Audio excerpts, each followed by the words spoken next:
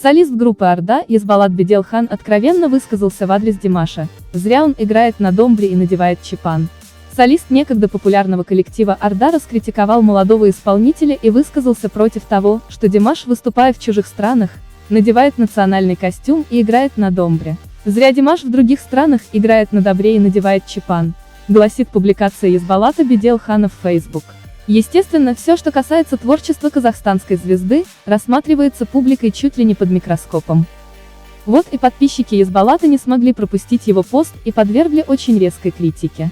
Многие не согласились с мнением Беделхана, кто-то даже запретил ему упоминать имя талантливого исполнителя. Видимо, чтобы хоть как-то разрядить обстановку, певец решил ответить своей аудитории, заявив, что ничего не имеет против действий Димаша, однако не понимает, зачем он так активно пропагандирует свою страну. Иногда надевая чапан и играя на домбре, Димаш показывает, что чтит традиции, уважает историю и ценит свою культуру и национальность.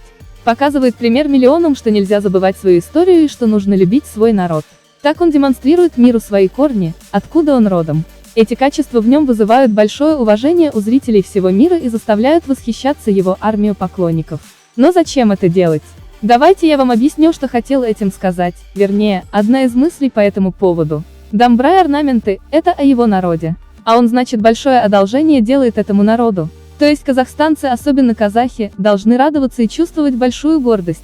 А в мире поклонники любят и хотят любить Димаша не за его традиции, а за его искусство. Для чего ему брать на себя решение еще одной задачи? Он показывает свое искусство, и я считаю, ему нужно делать только это. А вот через свое искусство он может говорить о добре и защите детей, о любви к друг другу, ценностях природы и все такое, как делал, например, Майкл Джексон. А рекламируя Казахстан, я считаю, он добивается только того, что казахи испытывают радость, гордость и удовольствие, на самом же деле они будут испытывать эти чувства без домбры и чапанов. Адекватные люди просто искренне радуются и не нуждаются в самоутверждении за счет кого-то, ответил Язбалат.